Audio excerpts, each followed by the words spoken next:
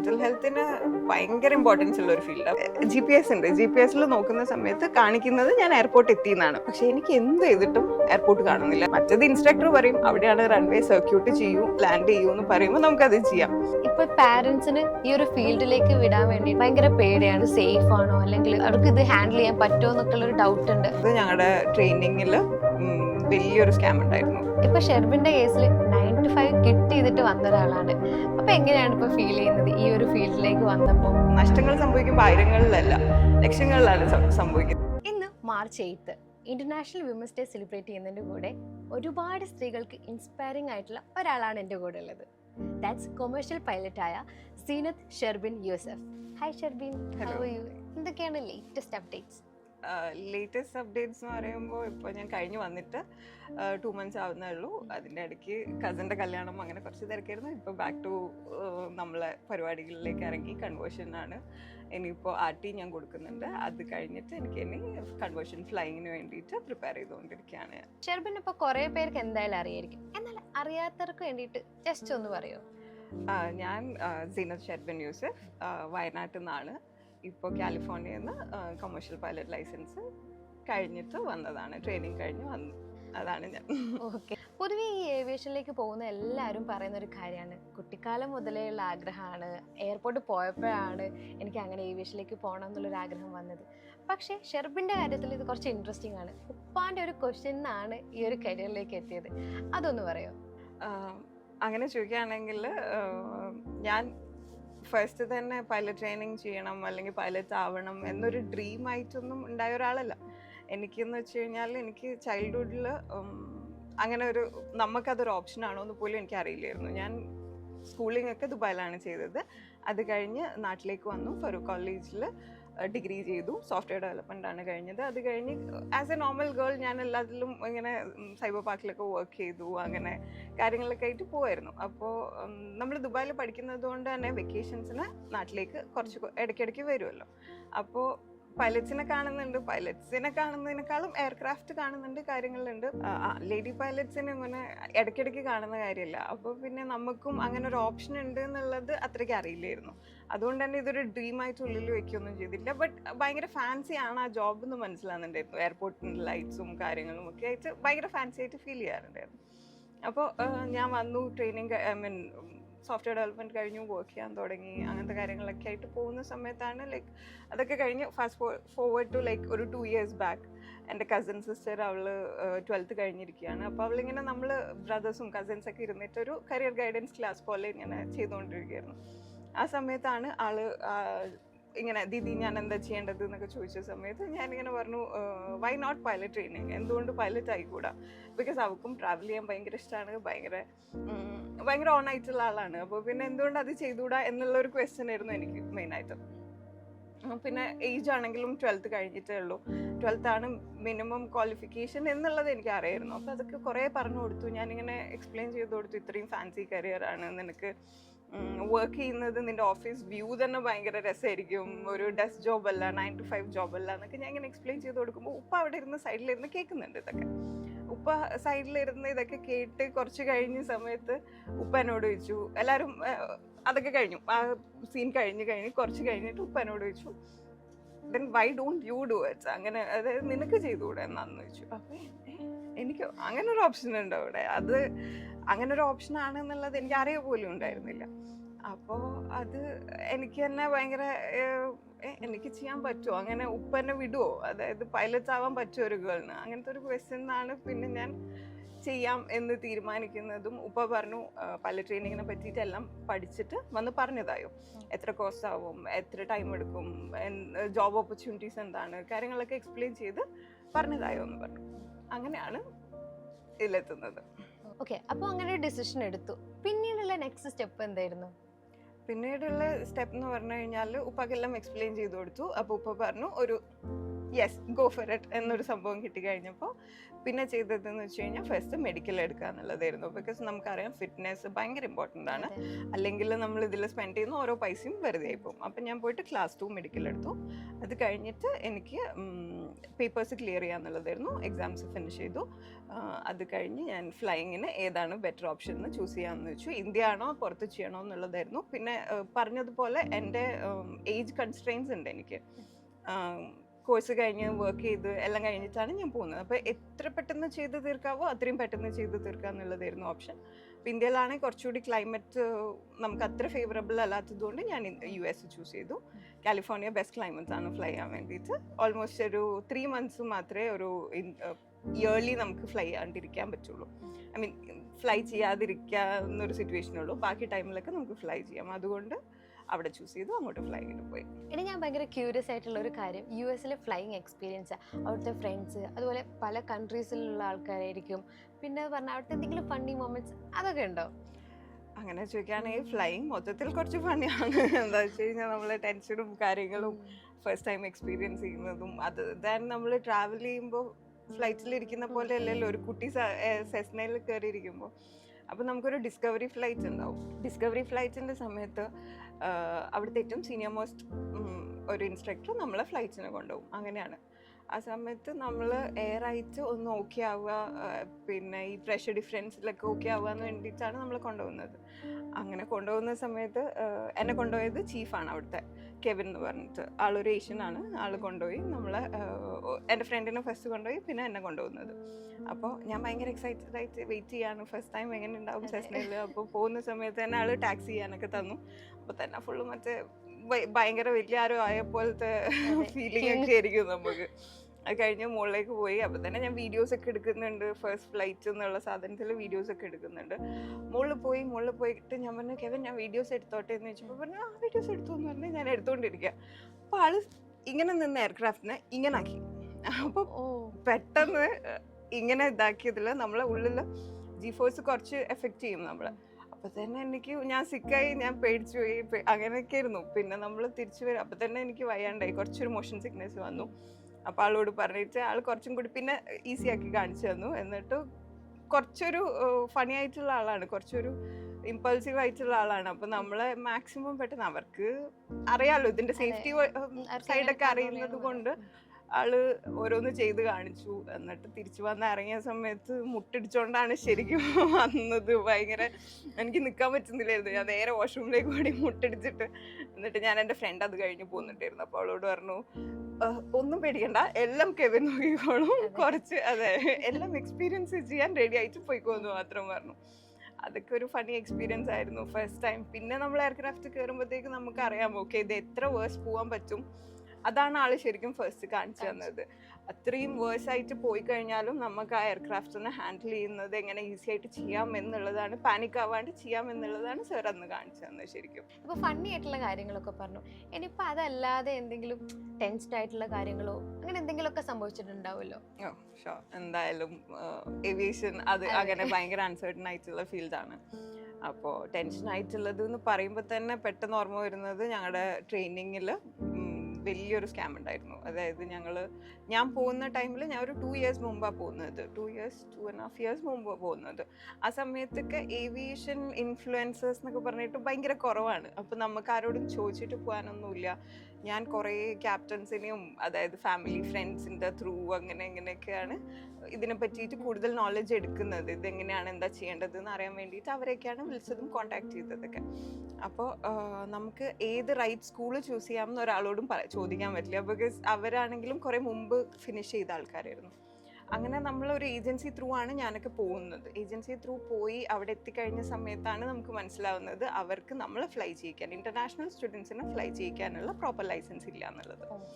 അത് ഞങ്ങൾക്കൊരു വലിയ സ്കാം തന്നെയായിരുന്നു. ബിക്കോസ് ഇതിലെന്ന് വെച്ച് കഴിഞ്ഞാൽ നഷ്ടങ്ങൾ സംഭവിക്കുമ്പോൾ ആയിരങ്ങളിലല്ല ലക്ഷങ്ങളിലാണ് സംഭവിക്കുന്നത്. So we just paid the entire amount, almost the entire amount. കുറേ പേര് കേട്ടോ.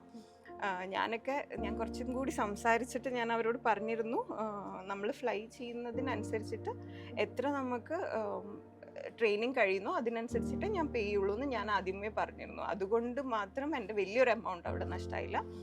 അല്ലാതെ കുറേ കുട്ടികൾ ഫുൾ എമൗണ്ട് പേ ചെയ്തിട്ട് അത് അവിടെ മൊത്തത്തിൽ പോയിട്ടുണ്ടായിരുന്നു. അത് കഴിഞ്ഞ് FA വന്നു, സ്കൂൾ ഷട്ട് ഡൗൺ ചെയ്തു. പിന്നെ നമ്മൾ കുറേ പേര് തിരിച്ച് നാട്ടിലേക്ക് വരേണ്ടി വന്നു. കുറേ പേര് ഫ്ലോറിഡയിലേക്കും ടെക്സസിലേക്കൊക്കെ പോയി. ഞങ്ങൾ കുറച്ച് പേര് കാലിഫോർണിയയിൽ തന്നെ നിന്നു. അപ്പോൾ അങ്ങനത്തെ കുറേ ടെൻഷനുള്ള സംഭവങ്ങളൊക്കെ ഉണ്ടായിട്ടുണ്ട് ട്രെയിനിങ്ങിൻ്റെ സമയത്ത്. പിന്നെ ബൈ ഗോഡ്സ് ഗ്രേസ് അത് കഴിഞ്ഞ് ഞങ്ങൾക്ക് നല്ലൊരു സ്കൂൾ കണ്ടുപിടിക്കാൻ പറ്റിയതുകൊണ്ട് ആ ഒരു ടൈമും കൂടി കോമ്പൻസേറ്റ് ചെയ്ത് ഫിനിഷ് ചെയ്യാൻ പറ്റി പെട്ടെന്ന്. അപ്പോൾ എനിക്ക് തോന്നുന്നത് എന്താണെന്ന് വെച്ച് കഴിഞ്ഞാൽ ഒരു പുതിയ സ്റ്റുഡൻറ്റ് എപ്പോൾ ഫ്ലൈങ്ങിന് പോവുകയാണെങ്കിലും ഗ്രൗണ്ട് ക്ലാസ്സസ് ചെയ്യുകയാണെങ്കിലൊക്കെ എത്ര നല്ലോണം ഇൻഫർമേഷൻസ് എടുക്കാൻ പറ്റുമോ, ഡാറ്റ കളക്ട് ചെയ്യാൻ പറ്റുമോ, ഗ്രൗണ്ട് സ്റ്റഡി ചെയ്യാൻ പറ്റുമോ, അത് ചെയ്യുക. അത് ചെയ്തിട്ട് അതൊരിക്കലും കൂടുതലായി പോവില്ല. അതെപ്പോഴും നമുക്ക് യൂസ്ഫുൾ ആവുകയുള്ളൂ. നമ്മൾ എന്തിലെങ്കിലും ഹെൽപ്പ് ചെയ്യുകയുള്ളൂ. ആൾക്കാരോട് സംസാരിക്കുക, ഇൻ്റർനെറ്റിൽ ഫുൾ കാര്യങ്ങൾ നോക്കുക, നല്ലൊരു മെൻറ്റർ ഉണ്ടാവുക. ലൈഫിൽ നല്ലൊരു മെൻറ്റർ ഉണ്ടാവുന്ന ട്രെയിനിങ് ത്രൂ ഔട്ട് ഒരു നല്ല മെൻറ്റർ ഉണ്ടാവുന്നത് ഏറ്റവും നല്ല കാര്യമാണ്. ബിക്കോസ് കുറേ കാര്യങ്ങളിൽ നമ്മളെ ഹെൽപ്പ് ചെയ്യും. നമുക്ക് അറിയാത്ത നോളജുകൾ അവർ പറഞ്ഞു തരും. അതായിരിക്കും കൂടുതലും ഇപ്പം എനിക്ക് പുതിയതായിട്ട് ചെയ്യാൻ പോകുന്ന സ്റ്റുഡൻസിനോട് പറയാനുള്ള കാര്യം. ഇത് പറഞ്ഞപ്പോഴാണ് ഞാൻ ഇൻസ്റ്റയിലൊക്കെ ഒരുപാട് വീഡിയോസ് കണ്ടിട്ടുണ്ട്.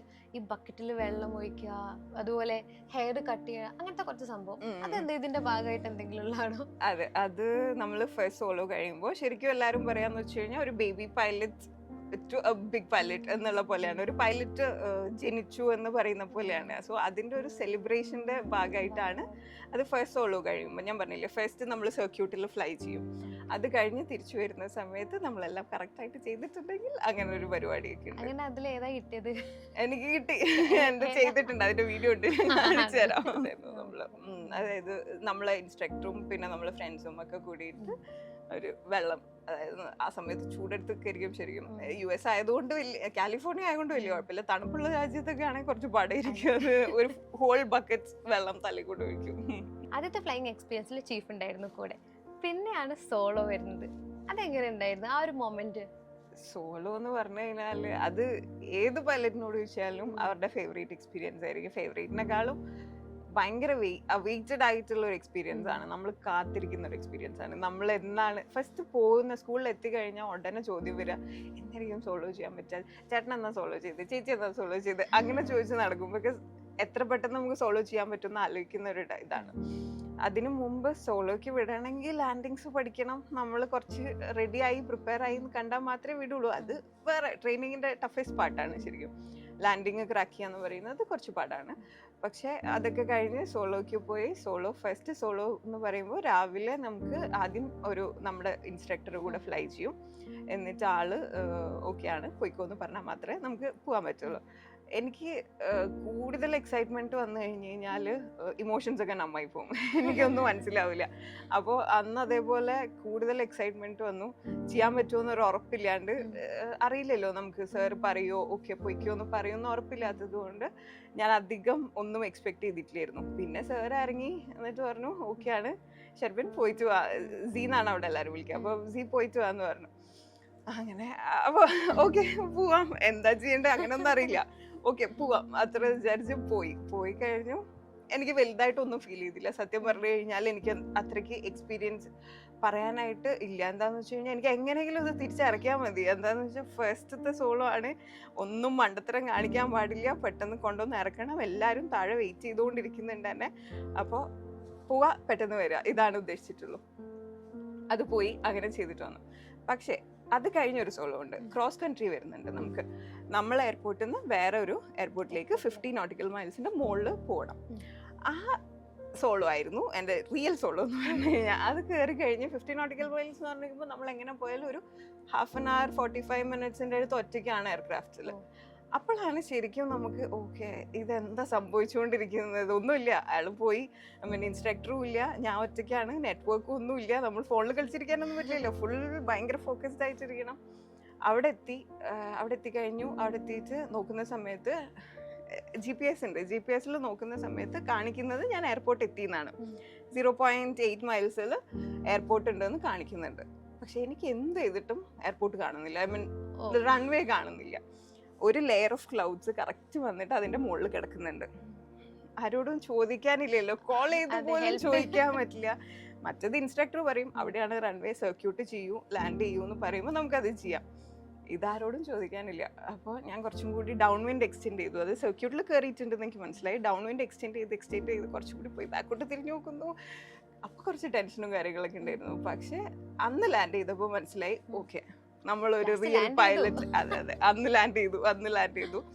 അത് കഴിഞ്ഞപ്പോഴാണ് ശരിക്കും ഓക്കെ ഞാനൊരു റിയൽ പൈലറ്റ് ആയി. ഓക്കെ ആരെങ്കിലും ഒരു എയർക്രാഫ്റ്റ് സ്വന്തം കയ്യിൽ എന്താ വെച്ചാൽ എയർക്രാഫ്റ്റ് എടുത്ത് പോയാൽ നമ്മൾ മരിക്കുന്ന മാത്രമല്ല കുറച്ച് ലൈഫുകൾ നമ്മളെ കയ്യിലുണ്ടല്ലോ. ബിക്കോസ് അത് പോയി വീഴുന്ന സ്ഥലവും എല്ലാം മാറ്റർ ചെയ്യുന്നതാണ്. അപ്പോൾ ഒരാൾ നമ്മളത് വിശ്വസിച്ച് നമ്മളെ കയ്യിൽ തന്നു വിടണമെങ്കിൽ നമ്മൾ കുറച്ചൊരു കുട്ടി പൈലറ്റ് എന്നൊരു വലിയ പൈലറ്റായി എന്നുള്ള ഫീൽ അന്നാണ് വന്നത്. അപ്പോൾ ഒരു 2 years US ഉണ്ടായിരുന്നു. അപ്പോൾ ക്ലാസ് ടൈം ഒക്കെ കഴിഞ്ഞിട്ട് എങ്ങനെയാണ് പുതിയൊരു സ്ഥലം, കാരണം എല്ലാവർക്കും പോകാൻ ആഗ്രഹമുള്ള സ്ഥലങ്ങളാണ് ഇതൊക്കെ. അപ്പം എങ്ങനെ ഉണ്ടായിരുന്നു അവിടുത്തെ എക്സ്പീരിയൻസ്, ലൈഫ് സ്റ്റൈൽ, പിന്നെ ആൾക്കാരുമായിട്ടുള്ള ഒരു കൾച്ചർ ചേഞ്ച് ഉണ്ടാവില്ലേ, ഇതൊക്കെ എങ്ങനെയായിരുന്നു? US എന്ന് പറയുന്നത് ഇതേപോലെ ഭയങ്കര കാലിഫോർണിയ പ്രത്യേകിച്ച് എനിക്ക് ഭയങ്കര ആഗ്രഹമുള്ള സ്ഥലമായിരുന്നു. എന്താ വെച്ചാൽ കാണുന്ന മൂവീസിലും GTA Vice Cityൻ്റെ ഒക്കെ സ്ഥലമാണ് LA, ലോസ് ഏഞ്ചലസ് ഒക്കെ അങ്ങനെയൊക്കെ ആയതുകൊണ്ട് നമുക്കൊക്കെ ഭയങ്കര ആഗ്രഹമുള്ള സ്ഥലമാണ്. പക്ഷെ ഫ്ലൈറ്റ് ട്രെയിനിങ് എന്ന് പറഞ്ഞു കഴിഞ്ഞാൽ ഇപ്പം ഫിക്സഡ് ആയിരിക്കില്ല, ഡെയിലി ഉണ്ടാവില്ല, അല്ലെങ്കിൽ ഈവനിങ് കഴിഞ്ഞിട്ട് പോവാം, അങ്ങനെയൊന്നുമില്ല. ചില ദിവസങ്ങളിൽ വെതർ ഓക്കെ ആണെങ്കിൽ ഫ്ലൈ ചെയ്യും, അല്ലെങ്കിൽ ഫ്ലൈ ഇല്ല, അങ്ങനെയാണ്. പക്ഷേ ഇൻസ്ട്രക്ടേഴ്സ് ഒക്കെ ഞങ്ങൾക്ക് ഭയങ്കര നല്ല ഇൻസ്ട്രക്ടേഴ്സ് ആയതുകൊണ്ട് ഇന്ത്യയിലെ ഫ്ലൈയിങ് കൾച്ചറിനെക്കാളും എനിക്ക് തോന്നുന്നത് US കുറച്ചുകൂടി ഫ്രണ്ട്ലി ആണ് എല്ലാവരും. അപ്പോൾ നമുക്ക് ഭയങ്കര രസമായിരുന്നു. ഞങ്ങൾ ക്യാമ്പിങ്ങിനൊക്കെ പോവും. യോസ്മിറ്റ് നാഷണൽ പാർക്ക് ഉണ്ട്, അവിടെയൊക്കെ പോയിട്ട് ക്യാമ്പൊക്കെ ചെയ്ത് ഇൻസ്ട്രക്ടേഴ്സിൻ്റെ കൂടെ ഫുൾ ജോളി ആയിട്ട് നല്ല നല്ല രസമായിരുന്നു അങ്ങനത്തെ കാര്യങ്ങളിൽ. പിന്നെ കുറേ സ്ഥലങ്ങൾ കാണാൻ പറ്റി, കുറേ മെക്സിക്കോ പോകാൻ പറ്റി, കാലിഫോർണിയ, അങ്ങനെ കാലിഫോർണിയ തന്നെ LA എന്നൊക്കെ നമ്മൾ 20 minutes away ആണ്. അപ്പം കുറേ നല്ല രസമായിരുന്നു. ഫ്ലൈയിങ് ഭയങ്കര വിഷ്വലിയും ബ്യൂട്ടിഫുൾ ആയിരുന്നു അവിടെ ആയതുകൊണ്ട് തന്നെ. ഹോളിവുഡിൻ്റെ ഒക്കെ മുകളിൽ കൂടെ ഫ്ലൈ അങ്ങനെയൊക്കെ കുറേ നല്ല എക്സ്പീരിയൻസ് ഉണ്ടായിരുന്നു. ഇപ്പോൾ വിമൻസ് ഡേ കൂടെ ആണല്ലോ, അപ്പോൾ അതിൻ്റെ ഭാഗമായിട്ട് ചോദിക്കുകയാണ്, പല ഫീൽഡിലാണെങ്കിലും ഒരു ജെൻഡർ ഡിസ്ക്രിമിനേഷൻ അല്ലെങ്കിൽ ഒരു ഇൻഇക്വാലിറ്റി ഒക്കെ ഫീൽ ചെയ്യാറുണ്ട്. അപ്പം ഷെർബിൻ്റെ കേസിൽ അങ്ങനെ എന്തെങ്കിലും എക്സ്പീരിയൻസ് ഉണ്ടായിട്ടുണ്ടോ?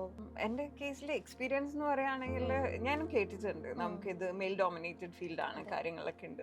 പക്ഷേ എനിക്കെന്ന് വെച്ച് കഴിഞ്ഞാൽ ട്രെയിനിങ്ങിന് പോകുന്ന സമയത്തും ഞാൻ വിചാരിക്കുമായിരുന്നു നമുക്ക് ഫ്ലൈറ്റ് തരുമോ ധൈര്യമായിട്ട്. ഇപ്പോൾ ഡ്രൈവ് ചെയ്യുമ്പോൾ തന്നെ യൂഷ്വലി ആൾക്കാർ പറയുന്ന ഒരു കാര്യമുണ്ട്, ലേഡീസ് ആയിട്ട് നമ്മൾ സൈഡിലേക്ക് നോക്കിയിട്ട് ഓ ലേഡി ആയിരുന്നല്ലേ ഡ്രൈവ് ചെയ്യുന്നത്, ആ ഒരു സാധനം, ഒരു ജഡ്ജ്മെൻറ്റ് നമ്മളെ യൂഷ്വലി നമ്മളെ സൊസൈറ്റിയിൽ കാണുന്ന കാര്യമാണ്. പക്ഷെ ഐ ഫീൽ നമുക്ക് ഫ്ലൈ ചെയ്യുന്ന സമയത്ത് എന്ന് വെച്ച് കഴിഞ്ഞാൽ കോക്പിറ്റിൽ ആരാ ഇരിക്കുന്നത് എന്ന് ജെൻഡർ അല്ല നോക്കുന്നത്, നമ്മളെ ടാലൻ്റ് ആണ്. ഞാനിപ്പോൾ ഫ്ലൈ ചെയ്യുന്ന സമയത്ത് മേ ബി ലൈക്ക് എനിക്ക് എൻ്റെ മുമ്പ് ഫ്ലൈ ചെയ്യുന്ന ആൾക്കാരിൽ ഞാൻ കണ്ടിട്ടുണ്ട് ബോയ്സ് കുറച്ച് ടൈം എടുക്കുന്നതും ഗേൾസ് പെട്ടെന്ന് ലാൻഡിങ് ഒക്കെ പഠിച്ചിട്ട് ഫ്ലൈ ചെയ്ത് പോകുന്നതും. സോ എനിക്ക് ഈ ഫീൽഡിൽ എനിക്ക് ഫീൽ ചെയ്യുന്നത് എന്താണെന്ന് വെച്ച് കഴിഞ്ഞാൽ പെർഫോം ചെയ്യാൻ നമ്മൾ പ്രൂവ് ചെയ്യേണ്ട ആവശ്യമില്ല, പ്രൂവ് ചെയ്യാനില്ല അവിടെ ആർക്കും. മെയിലാണോ ഫീമെയിലാണോ ബെറ്റർ എന്ന് പ്രൂവ് ചെയ്യാനില്ല. അതിനേക്കാളും നമ്മൾ പെർഫോം ചെയ്യുക എന്നുള്ളതാണ്. നമ്മൾ ഡിസിപ്ലിൻഡ് ആയിട്ട് പഠിച്ച് കാര്യങ്ങൾ ചെയ്തു കഴിഞ്ഞാൽ ഇപ്പോൾ അത് ആ കോക്പിറ്റിൽ അപ്പോൾ ഒരു ജെൻഡർ ഡിസ്ക്രിമിനേഷൻ അവിടെ ഇല്ല. നമ്മൾ നന്നായിട്ട് ഫ്ലൈ ചെയ്യുന്നുണ്ടെങ്കിൽ ഓ പെൺകുട്ടിയല്ലേ നീ നാളെ ഫ്ലൈ ചെയ്തോന്ന് ആരും പറയാൻ പോണില്ല. ഐ ഫീൽ ഈ ഫീൽഡിൽ അങ്ങനത്തെ ഒരു എനിക്ക് പ്ലസ് പോയിന്റ് ആയിട്ടാണ് ഫീൽ ചെയ്തത്. ഞാൻ ഫ്ലൈ ചെയ്യുന്ന നന്നായിട്ട് ഫ്ലൈ ചെയ്യുമ്പോൾ എൻ്റെ ഇൻസ്ട്രക്ടർ എനിക്ക് ഫ്ലൈറ്റ് തരും, അത്രയേ ഉള്ളൂ. നല്ലതാണ്. ടു ബി ഓണസ്റ്റ്, ഏവിയേഷനിൽ വർക്ക് ചെയ്ത ഒരാളെന്ന നിലയിൽ എനിക്ക് ഫീൽ ചെയ്തിട്ടുള്ളത് ഭയങ്കര സേഫ് ആയിട്ടുള്ളതാണ്, എസ്പെഷ്യലി പെൺകുട്ടികൾക്ക്. ബട്ട് എന്നിരുന്നാൽ പോലും ഇപ്പോൾ പാരൻസിന് ഈ ഒരു ഫീൽഡിലേക്ക് വിടാൻ വേണ്ടിയിട്ട് ഭയങ്കര പേടിയാണ്. ഇത് സേഫ് ആണോ, അല്ലെങ്കിൽ അവർക്ക് ഇത് ഹാൻഡിൽ ചെയ്യാൻ പറ്റുമോ എന്നൊക്കെയുള്ളൊരു ഡൗട്ട് ഉണ്ട്. അപ്പോൾ ഇതിൽ ഷെർബിന് എന്താ തോന്നുന്നത്?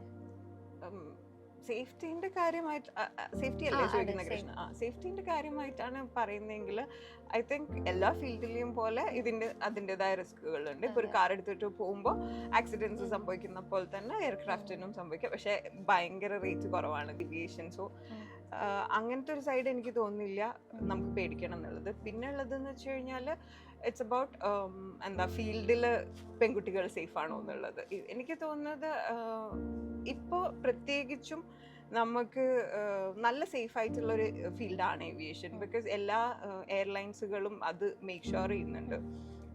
എല്ലാവരും നമുക്കിപ്പോൾ ഒരു പെൺകുട്ടികൾക്ക് വേണ്ട എന്തൊക്കെ ആവശ്യങ്ങളുണ്ടോ അതൊക്കെ പ്രൊവൈഡ് ചെയ്യുന്ന കമ്പനീസാണ് ഞാൻ കാണുന്നതും കേൾക്കുന്നതും. പിന്നെ ആ സേഫ്റ്റി എന്നൊരു കാര്യം കൊണ്ട് മാത്രം പെൺകുട്ടികളെ മാറ്റി നിർത്തണം എന്ന് ഞാൻ ഒരിക്കലും വിചാരിക്കുന്നില്ല. എന്താണെന്ന് വെച്ച് കഴിഞ്ഞാൽ ഒരാൾക്ക് പാഷൻ ഉണ്ടെങ്കിൽ ഒരാൾക്ക് 9 to 5 ജോബ് അല്ല വേണ്ടത്. ഇങ്ങനെ അത്രയും ആഗ്രഹമായിട്ടൊരു പൈലറ്റ് ആവണം എന്നുള്ളൊരു കുട്ടിയാണെങ്കിൽ ഒബ്വിയസ്ലി അതിൽ വിടുന്നതിൽ പേടിക്കേണ്ട ആവശ്യമില്ല. അത് അവർ ഹാൻഡിൽ ചെയ്യാൻ പറ്റുന്ന ഒരു ഫീൽഡ് തന്നെയാണ്. അതെ, അപ്പൊ അവർക്കുള്ള ഡൗട്ടാണ് ഈ വർക്ക് ലൈഫ് ബാലൻസ് അല്ലെങ്കിൽ പേഴ്സണൽ ലൈഫ് കൊണ്ടുപോകാൻ പറ്റുമോ ഈ ഒരു ഏവിയേഷൻ ഫീൽഡിലാവുമ്പോൾ. അതിൻ്റെ ഒക്കെ ഒരു ഡൗട്ട്. ശരിക്കും ഡൗട്ട് അടിക്കേണ്ട കാര്യമില്ല അല്ലേ? കാര്യമില്ല. അതൊന്നും നമുക്ക് പാഷൻ ഉണ്ടെങ്കിൽ നമ്മൾ ചെയ്യും, അത്രേ ഉള്ളൂ. നമുക്ക് ഫാമിലി വേണമെന്നാണെങ്കിൽ നമ്മൾ ഒബ്വിയസ്ലി ഫാമിലിനെ മാറ്റിയിട്ട് വർക്ക് മാത്രം ചെയ്ത് ജീവിക്കാൻ പോകുന്നില്ലല്ലോ. നമുക്ക് റെസ്റ്റ് പീരീഡുകളുണ്ട്. നമ്മൾ എങ്ങനെയാണെങ്കിലും ഫ്ലൈ ചെയ്ത് കഴിഞ്ഞാൽ തിരിച്ച് നമ്മളെ ബേസിലേക്ക് തന്നെ വരും. അപ്പോൾ ഫാമിലി അവിടെ ഉണ്ടെങ്കിൽ നമുക്ക് ഫാമിലി നന്നായിട്ട് മെയിൻറ്റെയിൻ ചെയ്യാൻ പറ്റുന്നതാണ് ഞാൻ പ്രതീക്ഷിക്കുന്നത്. ഞാനും കണ്ടിട്ടുണ്ട് ഒരുപാട് ആൾക്കാർ രണ്ടും ഭയങ്കര ബ്യൂട്ടിഫുൾ ആയിട്ട് കൊണ്ടുപോകുന്ന കരിയറും അതുപോലെ തന്നെ ഈ ഏവിയേഷൻ ജോബ്സും. അതെ, അത് ആഗ്രഹമുള്ളവർ അത് ചെയ്യും, ഒബ്വിയസ്ലി ചെയ്യുമല്ലോ കൃഷ്ണ. ഇപ്പോൾ ഒരുപാട് പഠിക്കാനുണ്ടാവും എന്നറിയാം. ഇവൻ ഇനിയിപ്പോൾ എക്സാംസ് ഒക്കെ വരുന്നുണ്ട്. എന്നാലും ഫ്രീ ടൈമിൽ ഇപ്പം ഹോബീസ് എന്തൊക്കെ കാര്യങ്ങളാണ് ചെയ്യുക? അതൊക്കെ ഹോബീസ് എന്ന് പറയുകയാണെങ്കിൽ എന്ത് ടൈം കിട്ടിയാലും അപ്പോൾ ട്രാവൽ ചെയ്യാൻ ഇഷ്ടപ്പെടുന്ന ആളാണ് ഞാൻ. നാട്ടിലേക്ക് വരാൻ പ്രത്യേകിച്ചും അതിനാണ് വെയിറ്റ് ചെയ്തുകൊണ്ടിരുന്നത്. US നമുക്ക് ഒറ്റയ്ക്ക് ട്രാവൽ ചെയ്യുമ്പോൾ സേഫാണ്. എന്നാലും ഞാൻ കൂടുതലും ട്രെയിനിങ്ങിലായിരുന്നു ഫോക്കസ് ചെയ്തുകൊണ്ടിരുന്നത്. നാട്ടിൽ വരുന്ന സമയത്ത് എനിക്ക് ഒറ്റയ്ക്ക് ട്രാവൽ ചെയ്യാനും അതൊക്കെ ഭയങ്കര ഇഷ്ടം. ഭയങ്കര എനിക്ക് സേഫായിട്ടാണ് ഇന്ത്യ ഫീൽ ചെയ്യാറ്. അങ്ങനെ സേഫ് അല്ലാതെ ഒന്നുമില്ല. അപ്പോൾ ട്രാവൽ ചെയ്യും, കുറച്ച് നന്നായിട്ട് ട്രാവൽ ചെയ്യാറുണ്ട്. പിന്നെ അങ്ങനെ വെച്ച് കഴിഞ്ഞാൽ എനിക്ക് പഠിക്കാല്ലാണ്ട് എന്ന് വെച്ച് കഴിഞ്ഞാൽ പിന്നെ പ്ലാൻസ് ഒക്കെ ഇഷ്ടമാണ്. അപ്പോൾ കുറച്ച് ചെറിയ ഗാർഡനിങ് പരിപാടികൾ, എൻ്റെ സ്പേസിൽ കുറച്ച് പ്ലാൻസ് ഒക്കെ ചെയ്യുക, അതൊക്കെ ഇഷ്ടമുള്ള പരിപാടിയാണ്. വീട്ടിലാണെങ്കിലും ഉമ്മ പ്ലാൻസ് ഒക്കെ ചെയ്യും. അപ്പോൾ ഉമ്മാൻ്റെ കൂടെ ഇങ്ങനെ നടക്കും. പിന്നെ വീട്ടിൽ വരുമ്പോൾ കുറച്ച് ടൈമേ ഉണ്ടാവാറുള്ളൂ നമുക്ക്. ബിക്കോസ് എന്തെങ്കിലും ആയിട്ടുണ്ടാവും, ഇപ്പോൾ പഠിക്കാനായിട്ടുണ്ടാവും, അല്ലെങ്കിൽ മേ ബി എന്തെങ്കിലും ആൾക്കാരെ മീറ്റ് ചെയ്യാനോ മീറ്റിങ്ങോ കുറച്ച് പരിപാടികളൊക്കെ ഉണ്ടാവും. അപ്പോൾ ഉള്ള ഫ്രീ ടൈമിൽ ട്രാവൽ ചെയ്യുക, പിന്നെ വീട്ടിലിരിക്കുന്ന സമയത്ത് ഉമ്മാൻ്റെ കൂടെ ഗാർഡനിങ് പരിപാടികൾ, അതൊക്കെ തന്നെയാണ്. നമുക്കറിയാം ഏവിയേഷൻ ഫീൽഡിലേക്ക് വരുമ്പോൾ തന്നെ ബാക്കി എല്ലാ സ്റ്റഡീസും കാര്യങ്ങളൊക്കെ കൊണ്ടുപോകണം. അതിൻ്റെ കൂടെ തന്നെ മെൻ്റൽ ഹെൽത്ത്, ഫിസിക്കൽ ഹെൽത്ത് ഭയങ്കര ഇമ്പോർട്ടൻ്റ് ആണ്. അതൊക്കെ എങ്ങനെയാണ് മെയിൻറ്റെയിൻ ചെയ്യുക? അതെ, നമുക്ക് മെഡിക്കലും കാര്യങ്ങളൊക്കെ കുറേ ഉള്ളത് കൊണ്ട് തന്നെ എപ്പോഴും നമ്മൾ വിത്തിൻ BMI ആയിരിക്കണം. അണ്ടർ വെയിറ്റും ആവാൻ പാടില്ല, ഓവർ വെയിറ്റും ആവാൻ പാടില്ല. അപ്പോൾ ഫുഡ് എനിക്ക് വലിയ പ്രശ്നമില്ലായിരുന്നു. ബിക്കോസ് എന്താ വെച്ചാൽ ഞാൻ എപ്പോഴും കുറച്ച് ഇങ്ങനെ തന്നെ ഇരിക്കുന്ന ആളാണ്. കൂടുതൽ തടിക്കുക, കൂടുതൽ മെലിയോ ചെയ്യാത്തത് കൊണ്ട് വലിയ പ്രശ്നമില്ല. പിന്നെ എന്നാലും വർക്കൗട്ട് നിർബന്ധമാണ് നമുക്ക്. ബിക്കോസ് നമ്മൾ എന്തെങ്കിലും ഹെൽത്ത് ഇഷ്യൂസ് ഉണ്ടെങ്കിലും അല്ലെങ്കിൽ BMIയിൽ ചെറിയ വേരിയേഷൻ വരാണ്ടിരിക്കാൻ വേണ്ടിയിട്ട് എപ്പോഴും വർക്കൗട്ട് ചെയ്യും. അല്ലെങ്കിൽ എവിടെ പോയി കഴിഞ്ഞാലും യൂഷ്വലി ഞാൻ ട്രൈ ചെയ്യാറുണ്ട് വർക്കൗട്ട് ചെയ്യാനായിട്ട്. പിന്നെ ട്രാവൽ ചെയ്യുന്ന സമയത്തൊക്കെ കുറച്ച് ബുദ്ധിമുട്ടാണ്, എന്നാലും വർക്കൗട്ട് ചെയ്യും. പിന്നെ മെൻ്റൽ ഹെൽത്തിനെ പറ്റിയിട്ട് സംസാരിക്കുകയാണെങ്കിൽ മെൻ്റൽ ഹെൽത്തിന് ഭയങ്കര ഇമ്പോർട്ടൻസ് ഉള്ള ഒരു ഫീൽഡാണ്. ബിക്കോസ് നമ്മൾ സ്ട്രെസ് ആയി കഴിഞ്ഞ് കഴിഞ്ഞാൽ നമ്മൾ ഫ്ലൈറ്റ്സിന് അത് നന്നായിട്ട് ബാധിക്കും. അപ്പോൾ ആ സമയത്ത് നമ്മളെപ്പോഴും നന്നായിട്ട് മൈൻഡ് നന്നായിട്ട് കീപ്പ് ചെയ്യുക എന്നുള്ളതാണ്. അത് ഡിസിപ്ലിൻഡ് ആയിരിക്കണം ലൈഫ് സ്റ്റൈൽ എപ്പോഴും. അത് ഇപ്പോൾ ഒരു തലേദിവസം പോയി ഫുൾ പാർട്ടിയൊക്കെ ചെയ്തിട്ട് പിറ്റേ ദിവസം ഫ്ലൈറ്റ്സിന് വരിക എന്ന് പറയുന്നത് ഭയങ്കര ടഫായിരിക്കും. പിന്നെ അതുകൊണ്ട് തന്നെ ഞാൻ കുറച്ച് ബുക്കൊക്കെ വായിക്കും, കുറച്ച് മെഡിറ്റേറ്റ് ഒക്കെ ചെയ്യും, സമാധാനമൊക്കെ പിടിച്ചിരിക്കും.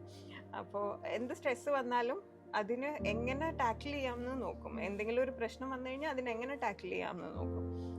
അല്ലാതെ അതിൽ ആങ്സൈറ്റി കൂട്ടി നമ്മൾ അതിലിരുന്ന് സൾക്ക് ചെയ്ത് കഴിഞ്ഞാൽ നമ്മൾ അതിൽ തന്നെ ആയിപ്പോവും. അതുകൊണ്ട് എപ്പോഴും ഞാൻ കുറച്ചുകൂടി മൈൻഡ് ക്ലിയർ ആക്കി കൂടുതൽ സ്ട്രെസ്ഫുൾ ആയിട്ടുള്ള സിറ്റുവേഷൻസിൽ എന്നെ ഇടാതിരിക്കാൻ ഞാൻ മെയിൻറ്റെയിൻ ചെയ്ത് നോക്കാറുണ്ട്.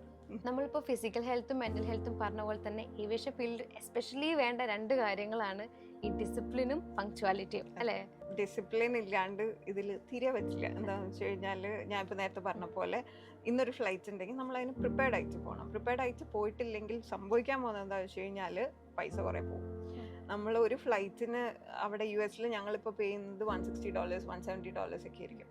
അപ്പോൾ ആ ഫ്ലൈറ്റിന് ഞാൻ പ്രിപ്പയർഡ് അല്ലാണ്ട് ചെന്ന് കഴിഞ്ഞാൽ ഇൻസ്ട്രക്ടർക്കൊന്നുമില്ല, ഇൻസ്ട്രക്ടർ നോക്കും, ഫ്ലൈ ചെയ്ത് നോക്കും. അപ്പോൾ ഞാൻ ഇന്നലെ പഠിപ്പിച്ച കാര്യങ്ങളൊക്കെ മറന്നു പോയിട്ടാണ് വന്നിട്ടുള്ളതെങ്കിൽ നമുക്ക് തിരിച്ചു പോകാമെന്ന് പറയും. പക്ഷെ അത് ബില്ലിലേക്ക് ആഡ് ആവും. അതുകൊണ്ട് തന്നെ കുറേ പൈസയും ടൈമും വേസ്റ്റ് ആവും. അതുകൊണ്ട് അപ്പോൾ നമ്മൾ എപ്പോഴും പ്രിപ്പയർഡ് ആയിട്ട് പോകണം. പ്രിപ്പയർഡ് ആയിട്ട് പോകാമെന്ന് വെച്ച് കഴിഞ്ഞാൽ നല്ല ഉറക്കം വേണം, കറക്റ്റ് ടൈമിന് ഉറങ്ങിയിരിക്കണം. അല്ലെങ്കിൽ കറക്റ്റ് ടൈമെന്ന് നമുക്കൊരു ഏവിയേഷൻ ഫീൽഡിൽ ഇല്ല. പക്ഷെ എന്നാൽ പോലും ഒരു സ്ലീപ്പ് സൈക്കിളിൽ ഒരു 6 hours 7 hours എങ്കിലും മിനിമം ഒരു സ്ലീപ്പ് കിട്ടണം. അപ്പം നാളെ ഇപ്പം എനിക്ക് ഉച്ചയ്ക്കാണ് ഫ്ലൈറ്റ് എന്ന് ഉറപ്പുണ്ടെങ്കിൽ ഞാൻ രാത്രി കറക്റ്റ് ടൈമിന് ഉറങ്ങി ഡിസിപ്ലിൻഡ് ആയിട്ട് ആ കാര്യം മെയിൻറ്റെയിൻ ചെയ്യണം. പിന്നെ നല്ല ഫുഡ് കഴിച്ചിട്ട് രാവിലെ പോകണം, അല്ലെങ്കിൽ മോഷൻ സിക്നെസ് വരും. പിന്നെ നമുക്ക് പഠിച്ച് പ്രിപ്പയർഡ് ആയിട്ട് പോകണം. അതിനെന്ന് വെച്ച് കഴിഞ്ഞാൽ ചെയർ ഫ്ലൈങ്ങും കാര്യങ്ങളൊക്കെ ചെയ്ത് തലേദിവസം പഠിപ്പിച്ച കാര്യങ്ങൾ ചെയർ ഫ്ലൈങ് ആയിട്ട് നമ്മൾ അവിടെ ഇരുന്നിട്ട് എങ്ങനെയാണ് മിക്സ്ചർ ലീൻ ചെയ്യുന്നത്, ത്രോട്ടിൽ എത്ര ഇത് വേണം, അങ്ങനെ ഇങ്ങനെയൊക്കെ അതൊക്കെ പഠിച്ച കാര്യങ്ങൾ ഒന്നും കൂടി പ്രാക്ടീസ് ചെയ്തിട്ട് പോകണം. അങ്ങനെ ഡിസിപ്ലിൻഡ് ആയിട്ട് ഇരുന്നാൽ മാത്രമേ നമുക്ക് പൈസയും ടൈമും എനർജിയും സേവ് ചെയ്യാൻ പറ്റുള്ളൂ. അല്ലെങ്കിൽ നമുക്ക് കുറച്ച് ലോസസ് കൂടുതലായിരിക്കും. അപ്പോൾ ഫ്ലൈറ്റിന് പോവാം, അവിടെ എത്തിയിട്ട് നോക്കാമെന്ന് വിചാരിച്ചു കഴിഞ്ഞാൽ കുറച്ച് ടഫാണ് ഈ ഫീൽഡിൽ. അത്ര ഈസി ആയിട്ട് അത് നടക്കില്ല. അതുപോലെ പങ്ക്ച്വൽ ആയിരിക്കണം, നമ്മളാരും വെയിറ്റ് ചെയ്യില്ല. ഇല്ല, ഒരാൾ നമ്മളെ വെയിറ്റ് ചെയ്യില്ല. നമ്മൾ ഫ്ലൈറ്റ് ഇപ്പോൾ 10-നാണെങ്കിൽ ഞാൻ സ്കൂളിൽ ഒരു 8:30 എത്തണം. 8:30 എത്തിക്കഴിഞ്ഞ് കഴിഞ്ഞാൽ 9 തൊട്ടിട്ട് നമുക്ക് പിന്നെ പ്രീ ഫ്ലൈറ്റും കാര്യങ്ങളൊക്കെ ചെയ്യാനുണ്ടാവും. ഫ്ലൈറ്റിൻ്റെ എല്ലാം ഓക്കെ ആണോ എന്ന് ചെക്ക് ചെയ്യണം, ഫ്യൂൽ ഇല്ലെങ്കിൽ ഫ്യൂൽ അടുപ്പിക്കണം, അങ്ങനെ കുറേ കാര്യങ്ങൾ ചെയ്യണം. പിന്നെ അത് കഴിഞ്ഞ് വെയിറ്റ് ആൻഡ് ബാലൻസ് എന്ന് പറയുന്ന ഒരു സംഭവമുണ്ട്. നമ്മൾ അതിൽ വെയിറ്റ് ആൻഡ് ബാലൻസിൽ നമ്മളെല്ലാ ഡീറ്റെയിൽസും ഫില്ല് ചെയ്ത് നമ്മൾ സീനിയർ ഇൻസ്ട്രക്ടർ അടുത്ത് നിന്ന് നമ്മൾ സൈൻ വാങ്ങണം, എന്നിട്ട് അത് ഡിസ്പാച്ച് കൊടുക്കണം. അങ്ങനെ കുറച്ച് പ്രോസസ്സുകളുണ്ട്. അപ്പോൾ ഇതിന് ഇപ്പോൾ എനിക്ക് 10-നാണ് ഫ്ലൈറ്റ് എങ്കിൽ ഞാൻ ഇൻസ്ട്രക്ടർ വരുന്ന പോലെ 10-ന് പോയി കഴിഞ്ഞ് കഴിഞ്ഞാൽ ഫ്ലൈറ്റിൻ്റെ ഇതൊന്നും പ്രിപ്പയർഡ് ആയിരിക്കില്ല. അപ്പോൾ ഞാനത് പ്രീ പ്ലാൻഡ് ആയിട്ട് ഒരു 2 hours മുമ്പ് 1.5 hours മുമ്പ് തന്നെ കാര്യങ്ങൾ ചെയ്ത് എല്ലാം തീർത്തിരിക്കണം. പങ്ക്ച്വൽ അല്ലെങ്കിൽ അവർ ഒറ്റയടിക്ക് ഫ്ലൈറ്റ് ചിലപ്പോൾ ക്യാൻസൽ ചെയ്യും. അപ്പോൾ നമ്മൾ പൈസ പോകും, പക്ഷെ ഫ്ലൈറ്റ് ചെയ്യാനും പറ്റിയിട്ടുണ്ടാവില്ല. അപ്പോൾ പങ്ക്ച്വാലിറ്റിയും ഭയങ്കര ഇമ്പോർട്ടൻ്റ് ആണ്. Discipline, punctuality, mental health, physical health, പൈസ, ഇങ്ങനെ കുറച്ച് കാര്യങ്ങൾ ഭയങ്കര നിർബന്ധമാണ് ഏവിയേഷൻ ഫീൽഡിൽ. ഇനിയിപ്പോൾ എന്താണ് ഷെർബിൻ്റെ personal and professional plans? Professional പറയുകയാണെങ്കിൽ കൺവേർഷൻ, നേരത്തെ പറഞ്ഞല്ലോ കൺവേർഷൻ പരിപാടികളാണ് ഇപ്പോൾ. അത് കഴിഞ്ഞിട്ട് എനിക്ക് ഇന്ത്യയിൽ എങ്ങനെ ഉണ്ടാവും ഫ്ലൈ ചെയ്യാൻ എന്നൊക്കെ അറിയാൻ എക്സൈറ്റഡ് ആണ്. എൻ്റെ കുറച്ച് ഫ്രണ്ട്സൊക്കെ വന്ന് അവരുടെ കൺവേർഷൻ ചെയ്തുകൊണ്ടിരിക്കുകയാണ്. ഓൾമോസ്റ്റ് എല്ലാവരും സബ്മിറ്റ് ചെയ്തിട്ടുണ്ട്. എൻ്റെ ഫ്രണ്ടും ഞാനും ഇപ്പോൾ ഒരുമിച്ചാണ് ചെയ്യാൻ പോണത്. അപ്പോൾ അത് കഴിഞ്ഞ് കൺവേർഷൻ തീർക്കാൻ കുറച്ച് പണികളുണ്ട്. ഇന്ത്യൻ DGCA പേപ്പറുകളൊക്കെ ആണല്ലോ, അതിൻ്റെ കുറച്ച് പണിയുണ്ട്. അത് കഴിഞ്ഞിട്ട് എൻ്റെ പ്ലാൻ എന്ന് വെച്ച് കഴിഞ്ഞാൽ കുറച്ച് ട്രാവൽ ചെയ്യാന്നുള്ളതാണ്. പിന്നെ ഒരു എയർലൈൻ പ്രപ്പിൻ്റെ ഒക്കെ സമയത്ത് ബുക്കൊക്കെ എടുത്ത് എവിടെയെങ്കിലുമൊക്കെ കുറച്ച് ട്രിപ്പൊക്കെ പോയി അവിടെ ഇരുന്ന് കുറച്ച് പഠിച്ച് പിന്നെ വന്ന്, അങ്ങനെയൊക്കെയാണ് പ്ലാൻ ഇപ്പോൾ. അപ്പോൾ ഉപ്പാൻ്റെ ഒരു ക്വസ്റ്റ്യൻ ആണ് ലൈഫ് ചേഞ്ച് ചെയ്തത്. അങ്ങനെ ഈ ലൈസൻസ് ഒക്കെ കിട്ടി വന്നപ്പോൾ എങ്ങനെ ഉണ്ടായിരുന്നു വീട്ടുകാരുടെ ഒരു റിയാക്ഷൻ? വീട്ടുകാരുടെ മെയിൻ റിയാക്ഷൻ എന്ന് പറഞ്ഞു കഴിഞ്ഞാൽ ഭയങ്കര ഇമ്പൾസീവ് ആയിട്ടുള്ള കുട്ടിയാണ്. ആലോചിക്കാമല്ലോ, പെട്ടെന്ന് ഒരു ക്വസ്റ്റ്യൻ വന്നു, അതിൽ നിന്ന് പൈലറ്റ് ആവാൻ പോകുന്നു, അതും ഈ ഏജിൽ പൈലറ്റ് ആവാൻ പോകുന്നു. അപ്പോൾ ഞാൻ അത്രയും ഇമ്പൾസീവ് ആയിട്ടുള്ള കുട്ടിയാണ് ശരിക്കും കംപ്ലീറ്റ്ലി നോക്കുകയാണെങ്കിൽ. അതുകൊണ്ട് തന്നെ എൻ്റെ പാരൻസിനും ബ്രദേഴ്സിനൊക്കെ പ്രത്യേകിച്ച്, എൻ്റെ ബ്രദർ ഖത്തറിലാണ്, രണ്ടാമത്തെ ബ്രദർ ഇവിടെയാണ്. അപ്പോൾ ഖത്തറിലുള്ള ബ്രദറിനൊക്കെ കുറച്ചൊരു ഡൗട്ട് ഉണ്ടായിരുന്നു, ഇവൾ തീർത്തിട്ട് വരുമോ, കംപ്ലീറ്റ് ചെയ്യുമോ, ഇനി കംപ്ലീറ്റ് ചെയ്യാണ്ട് ഇനി അതും വേണ്ട പറയുമോ എന്നൊക്കെ തോന്നുന്നുണ്ടായിരുന്നു. പിന്നെ ഇത് വലിയൊരു ഇൻവെസ്റ്റ്മെൻ്റ് ആണല്ലോ, അങ്ങനെ ഇട്ടിട്ട് പോരാനും പറ്റില്ലല്ലോ. അപ്പോൾ ഒരു ടൈം കഴിഞ്ഞപ്പോൾ ഇവർക്ക് കുറച്ചൊരു ഐഡിയ കിട്ടി തുടങ്ങി, ഓക്കെ അവൾ കാര്യമായിട്ടാണ് ചെയ്യുന്നത്, സീരിയസ് ആയിട്ടാണ് ചെയ്യുന്നത്. അപ്പോൾ കംപ്ലീറ്റ് ചെയ്ത് വന്നപ്പോൾ എല്ലാവർക്കും ഭയങ്കര പ്രൗഡും ഭയങ്കര ഇമോഷണലും ആയിരുന്നു ആ സിറ്റുവേഷൻ. എന്താ വെച്ച് കഴിഞ്ഞാൽ ഇവർ എക്സ്പെക്ട് ചെയ്യുന്നില്ല.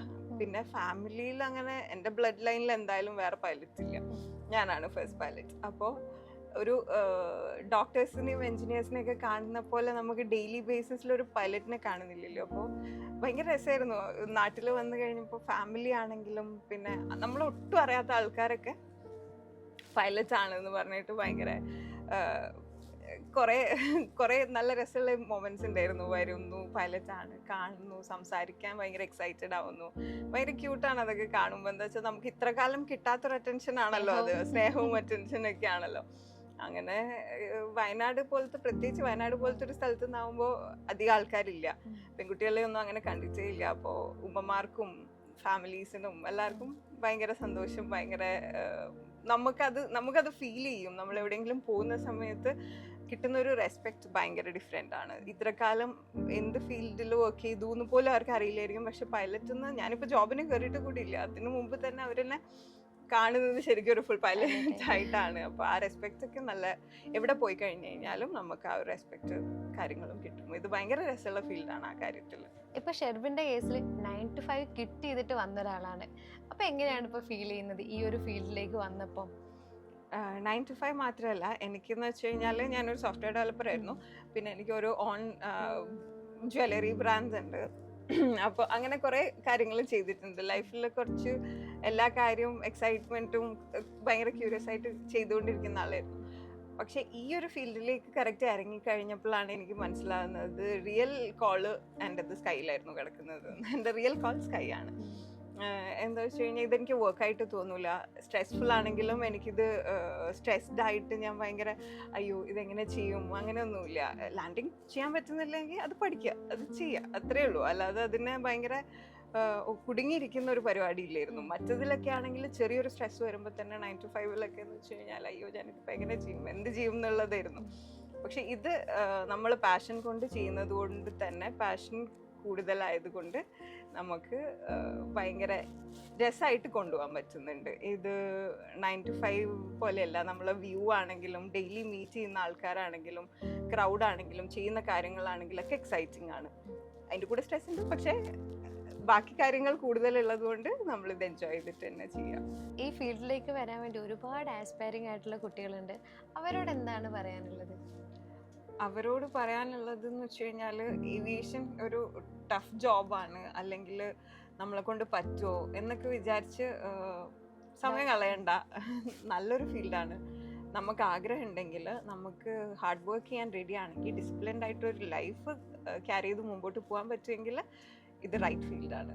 നമുക്ക് ഈ യൂണിഫോംസ് തരുന്ന ഒരു അഡ്രിനാലിൻ, ഞാനിപ്പോൾ നേരത്തെ പറഞ്ഞ പോലെ ഈ ഒരു പ്രൊഫഷൻ്റെ നെയിം, പൈലറ്റ്സ് എന്ന് പറയുന്ന ഒരു നെയിം തരുന്ന ഒരു റെസ്പെക്ട് ഭയങ്കര വലിയതാണ്. അത് നമുക്ക് എൻജോയ് ചെയ്യാനൊക്കെ കുറച്ച് കഷ്ടപ്പെട്ടാൽ മതി, കുറച്ച് ഹാർഡ് വർക്ക് ചെയ്താൽ മതി, കുറച്ച് ടൈം ഇൻവെസ്റ്റ് ചെയ്ത് പഠിച്ചാൽ മതി, നമ്മളെ കൊണ്ട് പറ്റും. അപ്പോൾ ഗേൾസിനോട് പ്രത്യേകിച്ച്, എല്ലാവരോടുമാണ്, ഗേൾസിനോട് പ്രത്യേകിച്ച് എന്താണെന്ന് വെച്ച് കഴിഞ്ഞാൽ ഈ ഫീൽഡിൽ കുറച്ച് കുറവാണ് ഗേൾസ് കമ്പാരിറ്റീവ്ലി.